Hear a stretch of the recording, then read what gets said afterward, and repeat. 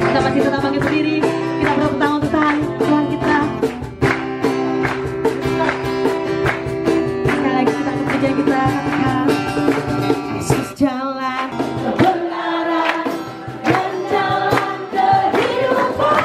Yesus katakan aku percaya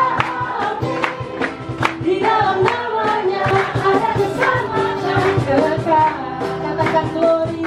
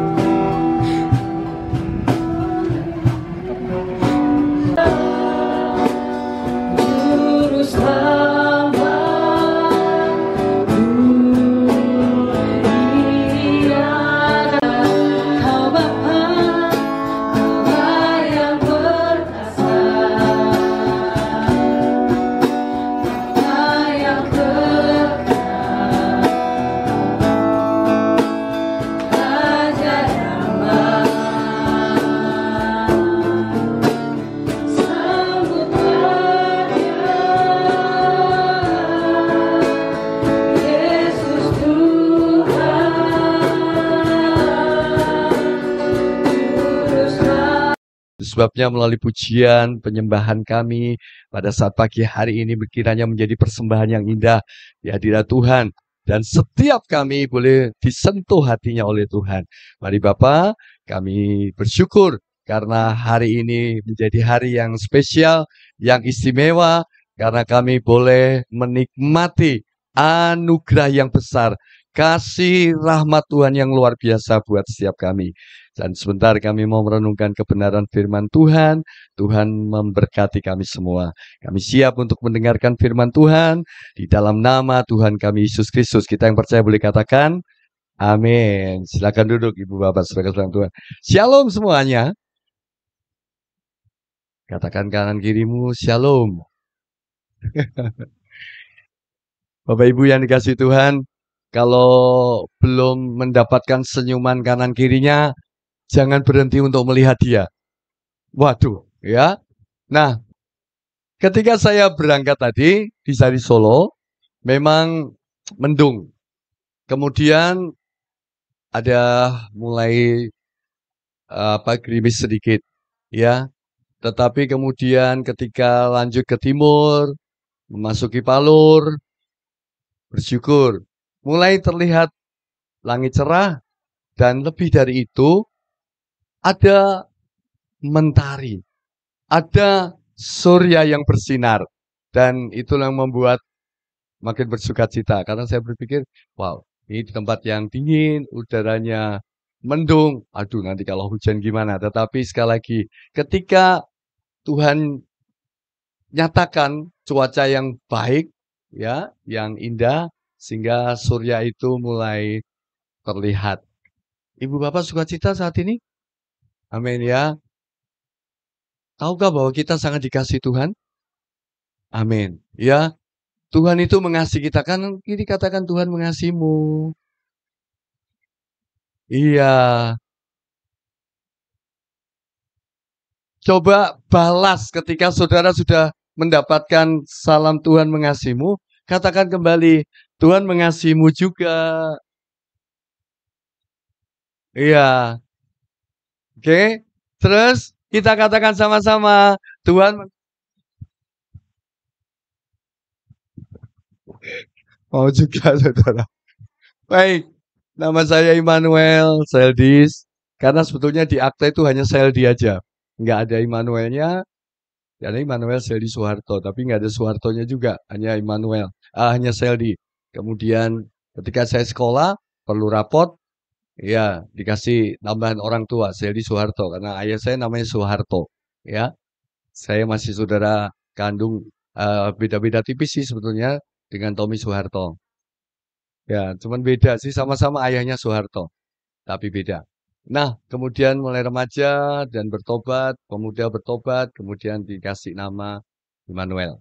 Nah, saudara dalam Tuhan, saya datang sini, saya bersyukur karena bukan saja bertemu dengan ya teman-teman, saudara-saudara seiman, kekasih di GBT Mojogedang, ya, tetapi juga eh, bisa bersama-sama dengan keluarga saya, ya.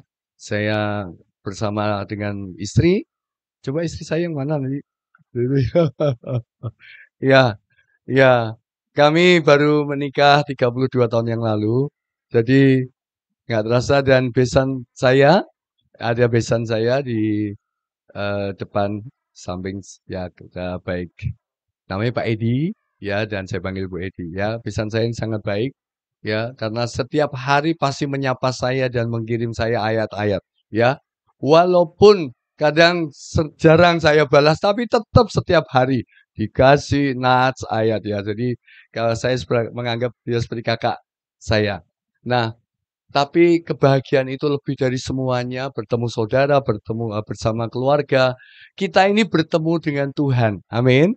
Nah, ada dua hal yang kita mau lihat hari ini, bahwa surya pagi melawat kita itu, ya kalau ini merupakan pujian syukur daripada seorang Zakaria yang menerima anugerah besar dari Tuhan.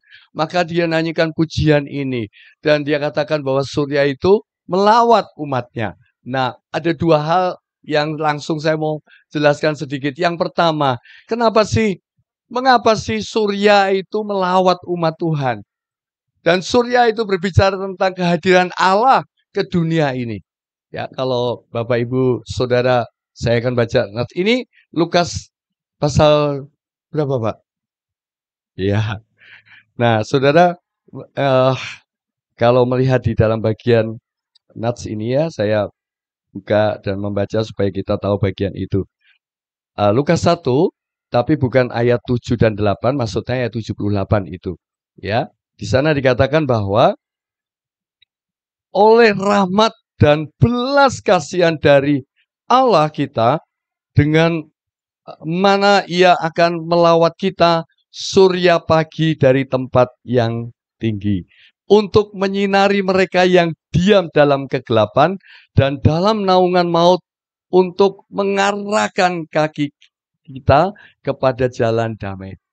Tuhan itu melawat umatnya. Surya itu menyinari, ya. Dan apa yang menjadi pesan Tuhan pagi hari ini buat kita? Kalau pulang, ya, kalau kita bertanya apa sih berkat Natal? Berkat Natal itu bukan makanannya. Berkat Natal itu bukan snacknya. Berkat Natal itu bukan mungkin kado ini. Tapi berkat Natal itu bertemu dengan Tuhan. Dan ini menjadi berkat Natal buat kita. Ketika surya itu bersinar, ketika surya itu hadir buat umatnya, ada dua hal penting yang Tuhan sedang berbicara buat kita. Yang pertama, Tuhan itu mengasihi umatnya. Tuhan itu sangat mengasihi umatnya. Kenapa dikatakan dalam bagian ayat 78 tadi bahwa oleh rahmat dan belas kasih dari Allah. Karena memang begitulah, Allah itu sangat mengasihi manusia. Allah itu sangat peduli dengan manusia. Mengapa demikian? Karena ketika manusia itu jatuh dalam dosa, artinya hampir tidak ada kesempatan sama sekali. Karena dikatakan dalam firman Tuhan, upah dosa adalah maut. Manusia telah kehilangan kemuliaan Allah. Dan setiap manusia yang lahir ke dunia ini sudah tersentuh oleh benih dosa itu. Orang berdosa tidak akan mungkin bisa menuntun orang berdosa. Gambaran orang buta, sulit untuk menuntun orang buta. Bagaimana pribadi yang berdosa mau mengajak orang ke surga? Harus ada pribadi yang dari surga lah yang datang ke dunia. Itu sebabnya Allah hadir ke dunia melalui peristiwa Natal. Sang surya itu menyinari dan melawat. Sehingga apa? Tersentuhlah, terselamatkanlah manusia yang berdosa. Bapak Ibu Saudara dalam Tuhan, tidak jarang saya sharing, walaupun sharingnya dengan teman-teman mungkin hamba-hamba Tuhan. Terima kasih. Nah, sharingnya adalah apa? Ya ketika kami sharing, kita bersyukur ya Pak ya. Bukan karena kita boleh melayani Tuhan itu anugerah panggilan.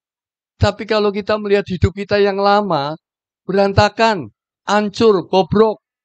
Ya, saudara, saya mau saksikan sedikit. Saya seorang mungkin anak yang dari kecil ada lahir dalam lingkungan keluarga Kristen.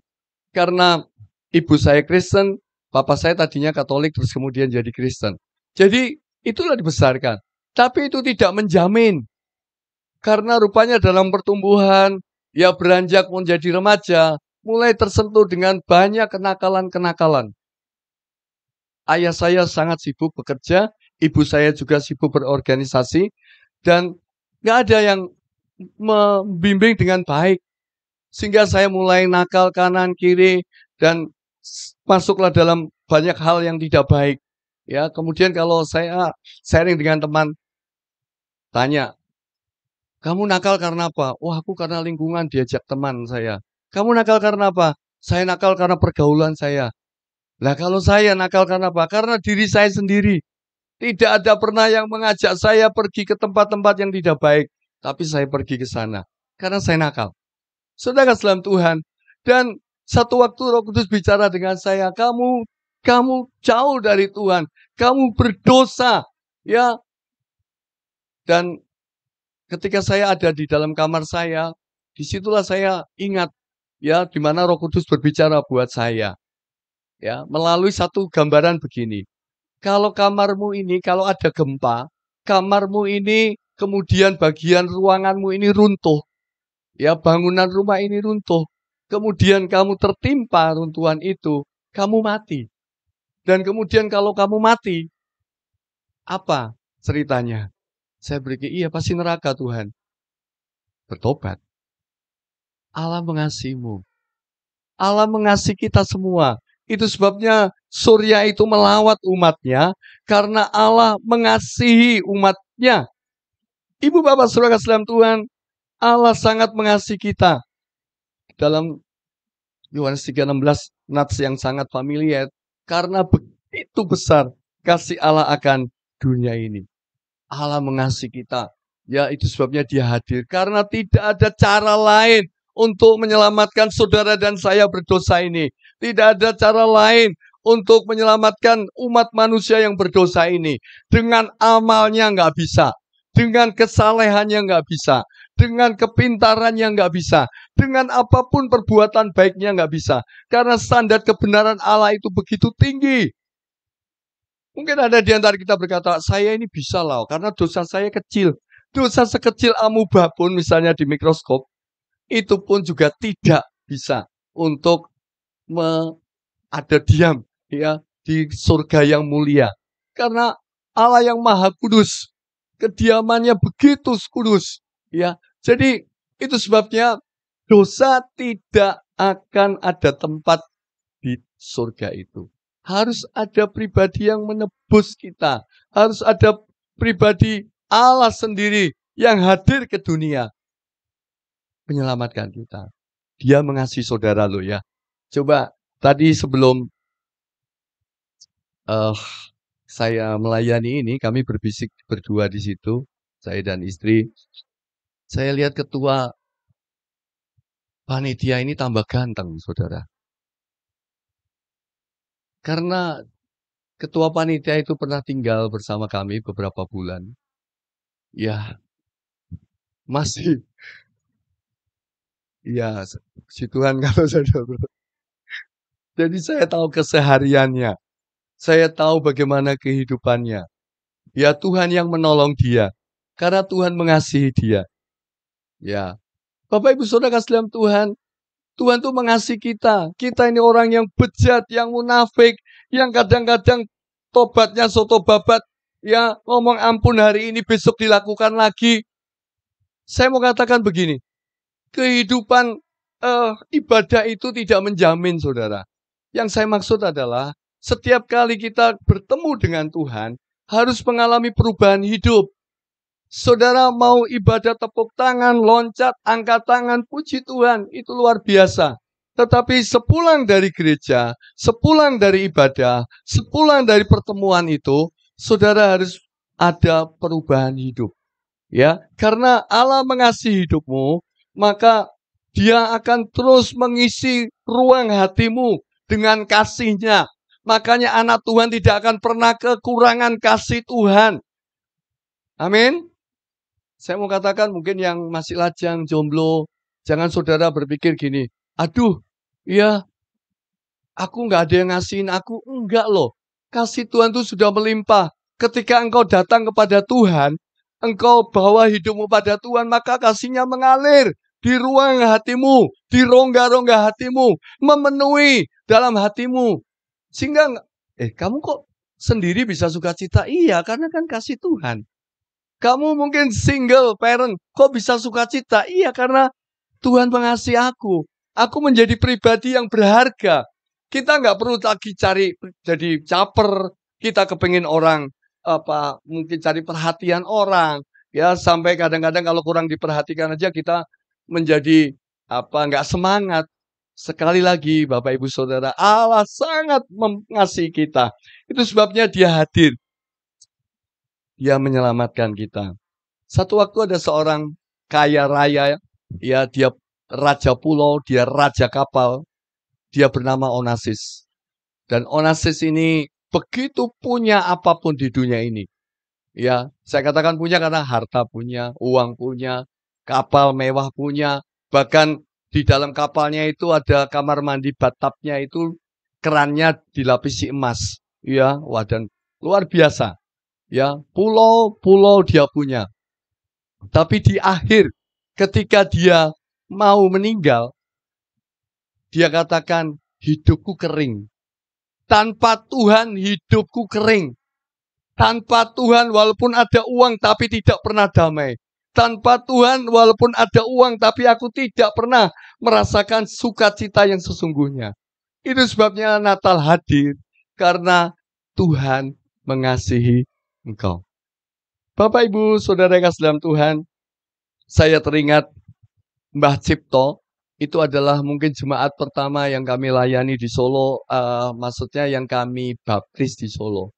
Mbah Cipto itu hanya penjual tenongan setiap pagi keliling dari rumah ke rumah di kampung kami. Mbah Cipto jualan dan selalu mengatakan, Den tumbas nopo. Waduh kok dipanggil Den gitu ya rasanya. Tapi mungkin orang kuno gitu ya. Jadi jual Den tumbas nopo. Ya, kadang-kadang kami beli, kadang-kadang juga tidak. Ya karena tidak selalu ya bisa membeli. Mau sih mau rotinya, tapi untuk uangnya yang nggak ada. Tapi saudara dalam Tuhan yang menarik, dari pertemuan dengan Mbah Cipto, dari setiap pagi atau 2 pagi sekali, membuat kami ngobrol. Dan akhirnya, puji Tuhan, Mbah Cipto percaya Tuhan Yesus. Dan puji Tuhan, dia mulai beribadah. Puji Tuhan, satu waktu dia katakan begini, Pak Pendito, menawi kula mangke dipun timbali Gusti, kula niku nyuwune kula pun mandi, ya adus, kula pun gantos busana, karena beliau pakai jari, setiap hari jarian, ya, pakai kebaya begitu, itu setiap hari jualan juga begitu. Nah, terus Gusti, kula pun siap, kula tilem teng tempat tidur, aja mangke dipanggil, kula saged senyum. Ya, semua orang maunya meninggal seperti itu. Saya katakan, Mbah, kula nggih purun ngoten niku, Mbah. Tapi persoalannya bukan masalah bagaimana meninggalnya ya. Semua mintanya kan yang baik seperti Mbah Cipto. Tapi bersyukurlah kalau Bapak Ibu Saudara dalam hidupmu sudah berjumpa dengan Tuhan. Sudah mendapatkan kasih Tuhan. Ya.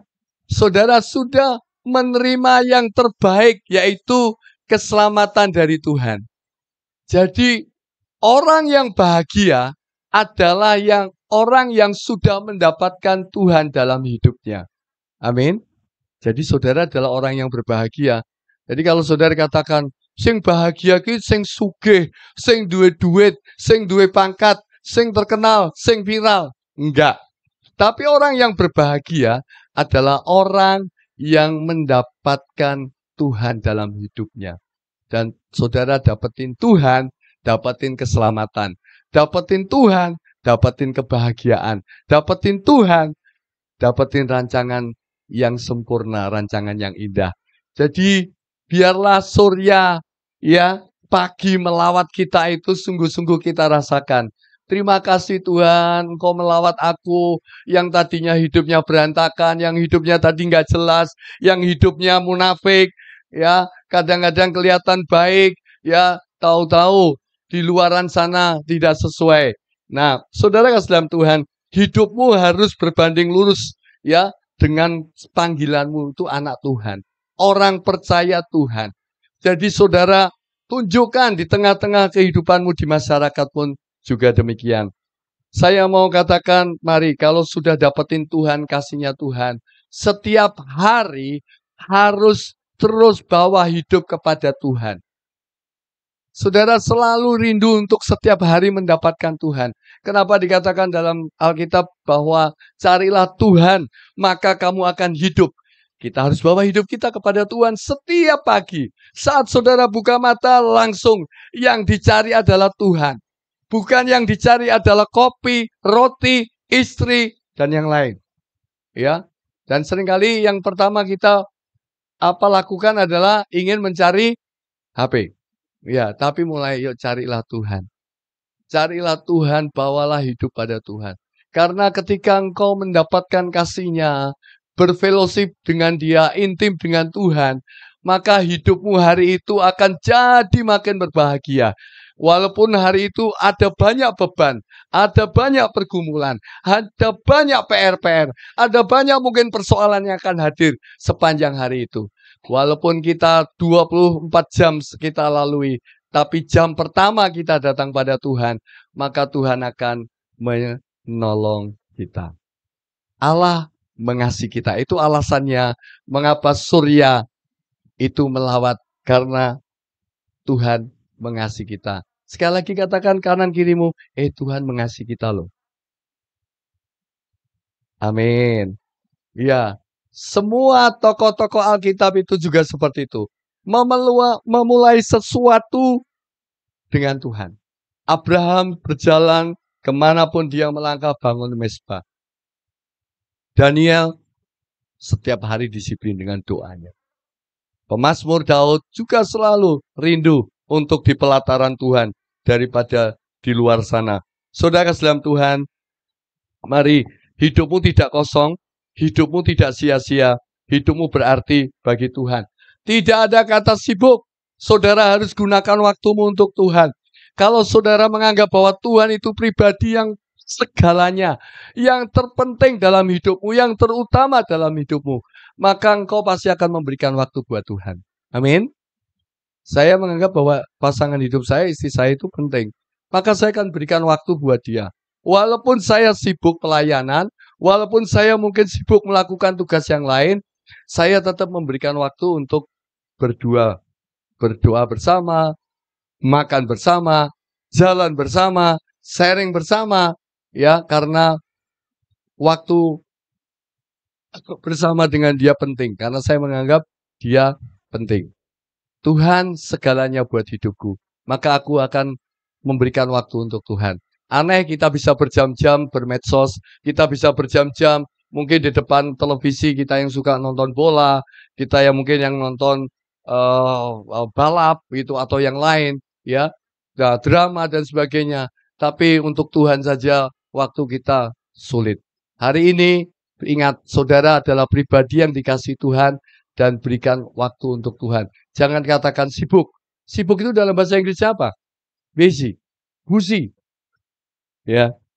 Ya, being. B-nya being. U-nya under. Satan. Orang yang sibuk itu di bawah kuasa setan. Ya. dia mengatakan, "Tidak ada waktu, pagi aku harus masak, pagi aku harus bersihkan rumah, pagi aku harus nyiapin semuanya. Jadi aku nggak ada waktu untuk Tuhan." Ya, kita harus berbalik katakan tidak seperti itu. Kita harus mengatakan gini, kalau untuk Tuhan, apa sih yang nggak aku lakukan? Kenapa Tuhan katakan Maria memilih yang terbaik? Karena memang yang terbaik itu membawa hidup di bawah kaki Tuhan. Dan itu kunci berkat nanti akan mengalir. Saudara kadang-kadang berpikir aku tinggalin doa, aku tinggalin ibadah, aku tinggalin pelayanan. Supaya masalahku selesai, aku cari uang dulu. Tapi saya mau katakan, enggak selesai saudara. Bawa hidupmu dulu di bawah kaki Tuhan. Maka berkat itu akan Tuhan limpahkan buat kita. Yang pertama, Allah ngasih kita. Yang kedua, ya karena ini baru kedua dari 5 pokok, jadi masih lama. Enggak, ini yang terakhir saja. Yang kedua, Allah memulihkan kita. Karena saudara lihat bagian ini, surya itu menyinari kegelapan. Surya itu menerangi supaya kehidupan kita yang lama itu dipulihkan. Itu sebabnya surya itu hadir, surya itu melawat. Karena Allah mengasihi kita itu yang pertama. Tapi yang kedua, karena Allah ingin memulihkan hidup kita. Karena Allah ingin mengubah hidup kita. Hidup kita yang lama dengan yang sekarang harus berbeda. Jangan hidup dengan cara yang lama. Saudara adalah warga kerajaan Allah. Tapi kenapa hidupmu seperti orang-orang dunia? Kalau ditanya, saya mau ke surga. Tapi cara hidupmu masih duniawi.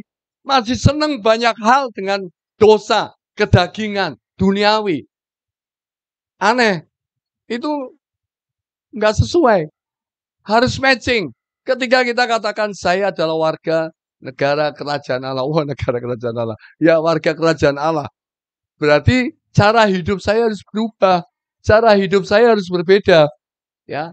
Paulus katakan, ya dulu aku hamba dosa. Tapi aku sekarang hamba kebenaran. Dulu aku hidup dalam kegelapan. Sekarang aku hidup dalam terang. Amin saudara. Hidupmu harus berubah. Dari cara ngomongmu harus berubah. Cara berpikirmu harus berubah. Kalau anak Tuhan masih suka misuh, coba berpikir lagi. Apa seperti itu anak Tuhan? Saudara boleh marah, saya bisa marah. Tapi tidak misuh. Kalau misuh boleh misuh. Cuci tangan. Tapi enggak miso. Miso itu memaki-maki. Miso itu omong kotor. Bu, saya translate ya, miso itu memaki-maki. Karena ibu orang Medan sih ya. Borunya siapa bu? Kalau nama borunya siapa bu? Nama Purba. Oh ibu Purba. Iya. Baik. Jadi saudara sekalian Tuhan, penting sekali kita itu berubah. Ya.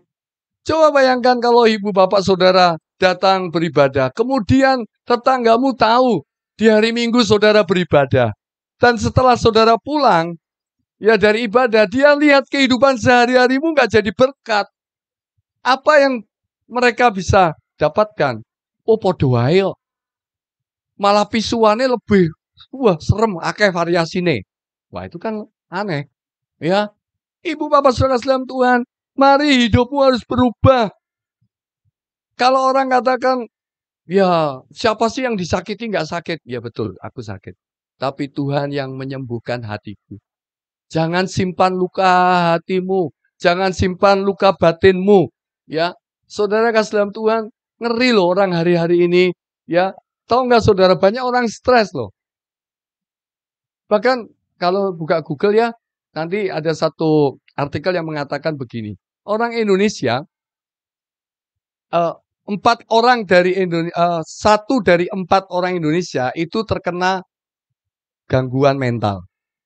Jadi stres, depres, ya. Nah, coba kalau orang stres itu nggak diatasi jadi depresi. Depresi kalau nggak diatasi jadi, nah, sarno, sarape keno, ya. Dan kalau sarno nggak diatasi jadi sardi, sarape jadi, ya. Saya jadi ingat loh, anak saya yang di Stikes dulu, dia ada praktek di rumah sakit jiwa di Pendaringan sana, di samping UNS, belakang UNS. Dan dia cerita, salah satu waktu dia cerita, Pak, ada satu bapak-bapak mandangin aku terus. Kemudian tak tanya, ya dekat terus diajak komunikasi. Kok ngelihat saya terus ya? Ada apa? Iya, kamu seperti mantanku dulu katanya gitu. Waduh, iya.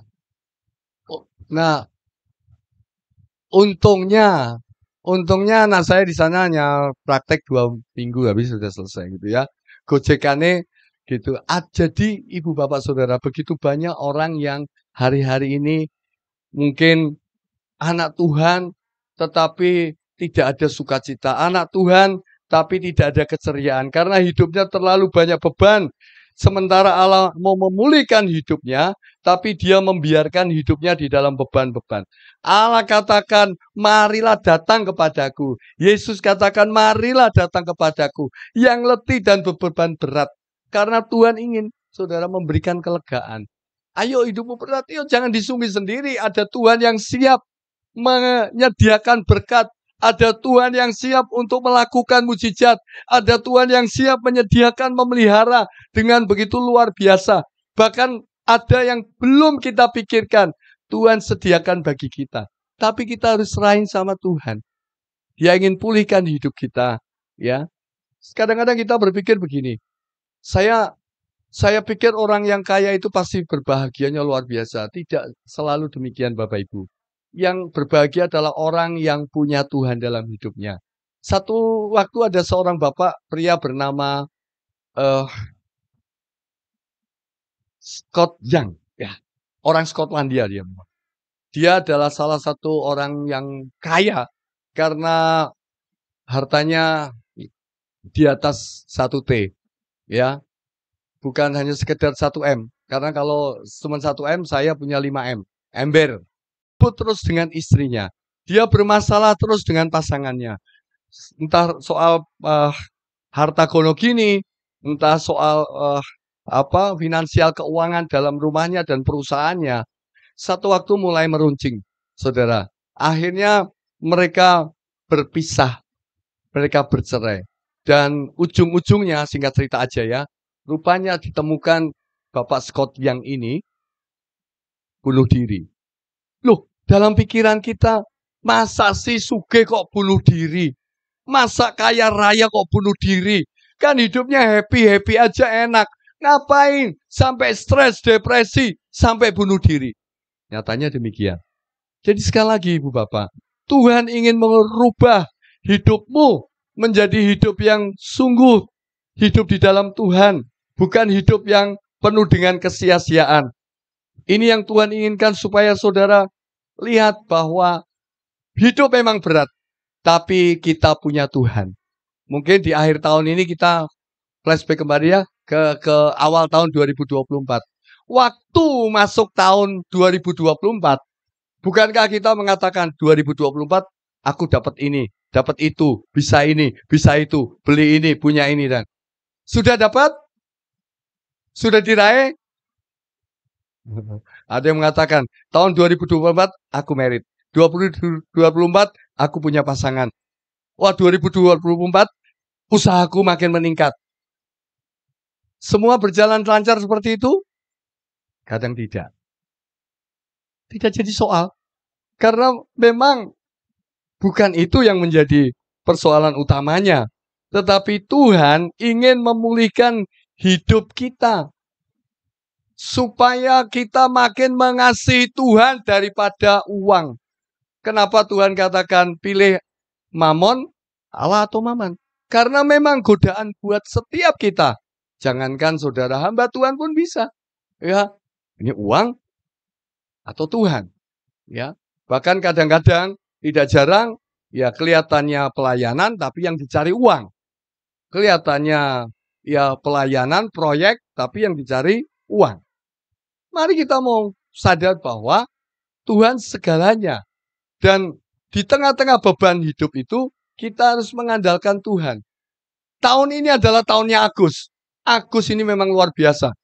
Ya, tapi bukan Agus yang ketua panitia ini, maaf, bukan. Ya, tapi bayangkan saudara, dari awal tahun dipenuhi adalah Agus yang membunuh istrinya yang sedang karaoke itu Agus juga. Siapa namanya itu Bu ya? Yang lagi karaoke itu tahu-tahu istrinya lagi karaoke, lagi lagu nyanyi rohani, suaminya menusuk. Itu juga namanya Agus. Ya, ada Agus sedih banget. Ya, ah itu Agus hari-hari sedih. Agus sedih. Ya, Tuhan Yesus itu menyertai kita. Kita pujikan hari-hari ku lalui bersama Yesus. Suka duka ku jalani bersama Yesus. Ya, persoalan semua bersama Yesus. Bersama Yesus, Juru Selamatku. Ya, saudara, saya mau katakan gini. Lebih baik apapun masalahmu sampaikan sama Tuhan. Ya, saudara nggak perlu sampaikan ke medsos. Kadang-kadang sampaikan ke temanmu juga nanti nggak kesimpan. Ya, saudara cari pribadi yang dewasa, yang rohani, yang bisa jaga, yang bisa keep masalahmu itu. Ya, tapi kalau enggak, wah, saudara cerita ke sana sini, ya malah ujung-ujungnya nggak dapat hasil. Ceritain sama Tuhan. Ya, saudara tahu, kadang-kadang orang diem itu bukan karena orangnya diem loh, bisa jadi karena dia ngempet, saudara. Jadi kalau suami diem, jangan kata ibu-ibu bangga, bojoku ya meneng api gitu ya. Bebe yang ngempet bisa jadi gitu ya. Tapi kalau di sini nggak ada, saya tadi perhatikan suami-suami ceria semua kok ya. Seperti memang suami sebagai leader gitu kan. Hai suami-suami, kasihlah istrimu. Karena godaan suami adalah mengasihi istri dan istri-istri katakan hormatilah suamimu. Karena memang godaan untuk istri itu nggak menghormati suami. Saya mau katakan begini, istri-istri hormatilah suamimu. Mau suami itu kecil, pendapatannya sedikit, mau dia SDM-nya, akademisnya di bawahmu, tapi tetap harus dihargai. Ya, saya pernah merasakan seperti itu Bapak Ibu Saudara. Ya, saya pernah ada side job kerja di proyek. Sebetulnya pendeta kok ya kerja di proyek ya. Itu karena kondisi keadaan saya kerja 3,5 tahun saya kerja di PT Pertamina Gas. Gajinya gede, wong Pertamina. 3,5 tahun Saudara. Ya. Wah, tapi disitulah yang saya babak belur. Saya tidak siap menghadapi atmosfer pekerjaan. Ya, saya siap menghadapi birokrasi. Kalau menghadap bupati, wali kota, biasanya siap ya, kepala-kepala dinas di kota kabupaten karena pemasangan pipa gas itu dari Gresik sampai Semarang. Jadi kita harus menghadap kepala daerah. Saya siap menghadap, saya bisa sosialisasi bisa. Tapi lingkungan kerjanya wah luar biasa Bapak Ibu Saudara kasih dalam Tuhan. Ya. Nah, satu waktu manajer saya itu memberikan instruksi briefing. Nanti begini. Ya, saya ingat itu terjadi di hotel di Surabaya karena kita meetingnya waktu itu di Surabaya. Kita ada monthly meeting ya setiap bulan pasti ada dan setiap minggu kita progresnya harus sudah berapa yang dibebaskan lahannya ya pembayarannya bagaimana semuanya. Nah singkat cerita begini, apa yang ditugaskan itu yang saya lakukan. Satu waktu dia panggil lagi tim kami. Kemudian ini yang saya belum pernah. Apa yang saya bilang? Ya Bapak bilang ini. Siapa yang bilang begitu? Saya ingat Bapak waktu itu bilang, waktu di hotel Novotel di ruang Bapak. Saya tidak katakan seperti itu. Kalian bisa kerja nggak? Kalau nggak bisa kerja, aku pecat kalian. Ya, maklumlah manajer saya itu orang Batak juga, Bu. Jadi yang ngomongnya seperti itu, ya. Saudara kasih dalam Tuhan, saya pikir-pikir ketua sinode saya belum pernah ngomong saya mau pecat, ataupun saya dulu jadi guru, jadi dosen, belum pernah juga pimpinan saya ngomong sekeras itu. Ya, nah saudara kasih dalam Tuhan, saya mau katakan begini. Pulang dia gitu, aduh, salah juga kita kerja ya. Tapi apa yang saya mau katakan begini. Saya nggak peduli deh. Yang penting ada kesalahan saya akan perbaiki. Cuman harga diri saya tidak menjadi masalah karena saya dimarahin. Karena yang terpenting adalah bagaimana istri saya menghargai saya. Saya Ya, karena apresiasi yang terbesar itu adalah apresiasi yang diberikan keluarga kita kepada kita, anak kita, istri kita. Kalau mau tanya Pak Immanuel, tanya Bu Immanuel. Kalau tanya Pak Immanuel, tanya anak-anaknya Pak Immanuel. Saudara dalam Tuhan, kalau tanya orang luar, wah, Bapak itu baik, Bapak itu suami yang baik. Ya, saudara dalam Tuhan, tapi bagaimana ketika tanya kepada keluarganya? Jadi, kalau mau tanya Bapak Ibu di sini, tanya kepada orang terdekatnya. Sudahkah ada perubahan dalam hidupnya? Sudahkah dia menjadi istri yang menghargai suaminya? Ketika istri menghargai suami, maka suaminya pun mendapatkan sebuah kekuatan. Saya mau tutup dengan sebuah cerita. Pesannya adalah begini. Jadilah pribadi yang jadi berkat. Selama engkau hidup, jadilah pribadi yang jadi berkat. Apa yang engkau persembahkan kepada Tuhan nanti? Satu waktu kita semua akan pulang. Satu waktu kita akan kembali ke rumah Bapa. Tapi permasalahannya, sudahkah membawa persembahan buah-buah itu untuk Tuhan? Sudahkah hidupmu jadi berkat buat keluargamu, buat anakmu, istrimu, orang tuamu, tetanggamu, temanmu? Sudahkah? Erla adalah satu anak sekolah minggu yang pernah kami layani. Erla pada waktu kelas 4 SD. Erla anak yang aktif karena dia suka lari ke sana sini, manjat pohon, ya, lari-larian seperti itu. Jadi sangat aktif. Erla lahir di tengah-tengah keluarga yang ayahnya belum percaya Tuhan, ibunya dulu Katolik. Bapak Ibu Saudara kasih dalam Tuhan, singkat cerita, Erla sakit dan tidak tertolong lagi. Akhirnya Erla meninggal. Ketika Erla meninggal, ibunya mengatakan kepada Bu Immanuel, Bu Rahel, Ibu, Bapak, ke saya juga, bisa nggak besok dilayani dengan anak-anak sekolah minggu? Bagaimana maksudnya? Iya, teman-teman Erla bisa nggak datang untuk di hari pemakaman kemudian menyanyikan lagu kesukaannya Erla? Oh bisa Bu. Ya, lagunya apa? Lagunya Oh Mama, Oh Papa. Wih, oke. Sebelum peti tertutup, teman-teman sekolah minggu ini melingkari peti jenazah itu dan kemudian mereka nyanyi. Oh Mama, Oh Papa, percayalah, rumahku di sanalah. Sana surga yang mulia, sana tak ada susah. Oh Mama, Oh Papa, percayalah. Singkat cerita tutup, kita bawa ke pemakaman, doakan dan semuanya. Bapak Ibu Saudara, rupanya lagu Oh Mama Oh Papa itu menjadi lagu kesukaan Erla. Pada waktu dia bermain di rumah, lari sana sini, naik pohon. Oh Mama Oh Papa percayalah. Oh Mama Oh Papa percaya. Dan itu didengar oleh ayah dan ibunya. Makanya ibunya bisa mengatakan ini lagu kesukaannya Erla. Setelah Erla dimakamkan, 1 minggu kemudian ayah ibunya datang beribadah ke gereja sampai hari ini. Bahkan adik-adiknya datang beribadah ke gereja. Erla hanya seorang anak SD, tetapi dia Tuhan pakai untuk membawa keluarganya datang kepada Tuhan. Saudara pasti bisa kalau hidupmu berubah. Hidupmu harus jadi berkat, hidupmu harus jadi terang, hidupmu harus jadi garam. Surya melawat saudara karena Allah mengasihi kita semua dan Allah ingin hidup kita dipulihkan. Kita tundukkan kepala, kita berdoa. Bapa di dalam surga, saat ini kami mau menyerahkan hidup kami dalam tangan kasih-Mu.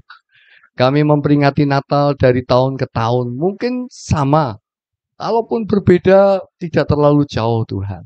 Tetapi kami rindu setiap Natal, kami sungguh mendapatkan berkat itu Tuhan. Kami sungguh mendapatkan sesuatu yang lebih penting dari hanya sekedar perayaan, sekedar makan, sekedar kado, ataupun yang lain. Biarlah setiap kami menyadari bahwa ada surya yang melawat, yaitu pribadi Allah yang hadir ke dunia. Karena Engkau mengasihi kami Tuhan. Terima kasih. Kami sungguh bersyukur Tuhan. Karena Engkau ingin memulihkan hidup kami Tuhan. Terima kasih Tuhan. Mari Bapa memberkati jemaat-Mu, Gereja Betel Tabernakel Tuhan. Kau berkati mereka, berkati hidupnya. Dan terus Tuhan pulihkan, Tuhan perbaharui menjadi pribadi-pribadi yang dahsyat dan luar biasa. Boleh jadi berkat di rumah mereka masing-masing, di kampung mereka masing-masing, di desa mereka masing-masing, di tempat pekerjaan mereka masing-masing. Dimanapun Tuhan utus mereka, nama Tuhan dipermuliakan. Sekali lagi Tuhan memberkati hamba-Mu, Bapak Gembala, Ibu Gembala, majelis gereja, pelayan-pelayan, bahkan jemaat Tuhan, dari anak sekolah minggu, remaja, pemuda, Bapak Ibu, Eyang Kakung, Eyang Putih, semuanya Bapak. Keluarga besar Gereja Betel Tabernakel. Tuhan memberkati, karena Tuhan mengasihi dan Tuhan ingin makin memulihkan. Terima kasih, kami berdoa, kami bersyukur di dalam nama Tuhan kami Yesus Kristus. Haleluya. Kita katakan sama-sama, amin.